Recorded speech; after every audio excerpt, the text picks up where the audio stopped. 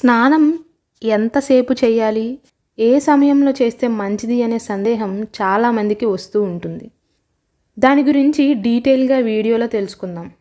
ఉదయం 4 గంటల నుండి 5 గంటల లోపు చేసే స్నానాన్ని ఋషి స్నానం అని పిలుస్తారు. ఈ టైంలో చేయటం వల్ల మంచి ఆరోగ్యం, ఏ జబ్బులు వచ్చినా తట్టుకునేటువంటి రోగనిరోధక శక్తి, ఏకాగ్రత ఎక్కువగా ఉంటాయి. అదే 5 గంటల నుండి 6 గంటల లోపు ఈ గంట సమయంలో స్నానాన్ని దైవ స్నానం అని పిలుస్తారు. స్నానం చేయటానికి ఇది మంచి సమయం అని చెప్పవచ్చు. ఎందుకంటే ఈ సమయంలో స్నానం చేసిన వారికి కీర్తి ప్రతిష్టలు, ఆయురారోగ్యం, ప్రశాంతత, సూర్యభగవానుని ఆశీస్సులు కలుగుతాయని నమ్మకం.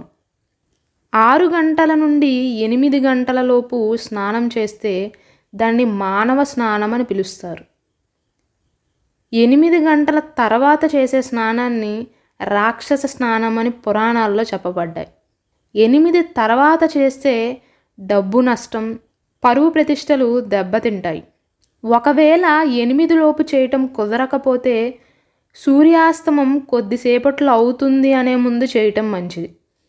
ఈ టైంలో స్నానం చేయటానికి అందరికీ కుదరకపోవచ్చు. నైట్ షిఫ్ట్లని అవన్నీ ఇవన్నీ ఉంటున్నాయి కదా ఇప్పుడు. ఇవి మీ టైంకి అనుగుణంగా లేనప్పుడు అట్లీస్ట్ పుణ్యకార్యాల సమయంలో అయినా, అంటే గుళ్ళకి గోపురాలకి వెళ్తున్నప్పుడు కానీ, పండగలప్పుడు కానీ దైవకాలంలో స్నానం చేయటం మంచిది. మరీ ముఖ్యంగా రాక్షస సమయంలో స్నానం చేయటం తగ్గించుకోవటం వలన ఎదుటివారికి చెడు చేయాలనే బుద్ధి పోతుంది. చన్నీళ్ళతో స్నానం చేయటం మంచిది ఆరోగ్యపరంగా, కానీ అది మీ ఇష్టం. చన్నీళ్ళతోనే స్నానం చేయాలి అని నేను చెప్పట్లేదు. అలా చేయటానికి ప్రయత్నించండి. మన పూర్వీకులు, పెద్దవారు ఈ సమయాల్లోనే స్నానం ఆచరించేవారు. టైం అంటే టైంకే స్నానం చేసేవారు కాబట్టి వాళ్ళు చాలా చక్కగా రోగాలు ఏమీ లేకుండా బ్రతికారు. ఇప్పుడు ఆచరిస్తున్న అలవాట్లతో చిన్న చిన్న వాళ్ళకే బ్లడ్ ప్రెషర్లు, షుగర్లు అని రకరకాల రోగాలు వచ్చేస్తున్నాయి. దానికి కారణం మన సాంప్రదాయాలను ఆచరించకపోవటం, మనకి కుదిరినప్పుడే కార్యకలాపాలు చేయటం. కాబట్టి సనాతన ధర్మం మంచిదా, ఆధునిక ధర్మం మంచిదా అని ఎవరికి వారు తెలుసుకోవాల్సిందే.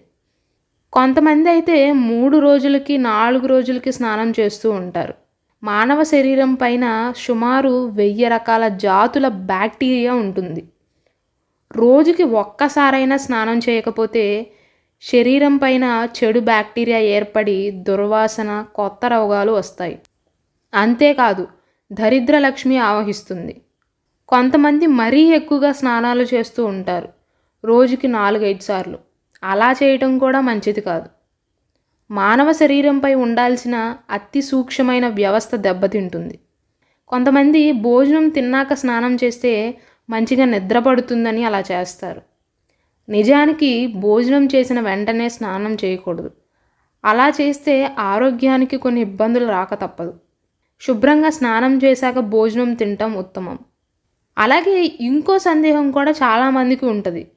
స్నానం చేసి గుడికి వెళ్ళినా సరే గుడిలోకి ప్రవేశించే ముందు కాళ్ళు ఎందుకు కడుక్కోవాలి అని. అలా ఎందుకు చేయాలంటే గుడికి వచ్చే మార్గంలో చెప్పులు ధరిస్తాం కాబట్టి. గుడి ముందు మీరు వేసుకున్న పాదరక్షకులు విడిచాక పంచభూతాల్లో ఒకటైన భూమి మీద నిలబడి 2 కాళ్ళు మొత్తం వెనక ముందు మడమ కూడా తడిచేలాగా కాళ్ళు కడుక్కోవాలి.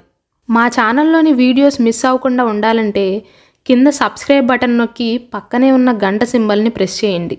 మేము ఏ వీడియో అప్లోడ్ చేసినా మీకు నోటిఫికేషన్స్ అందుతాయి.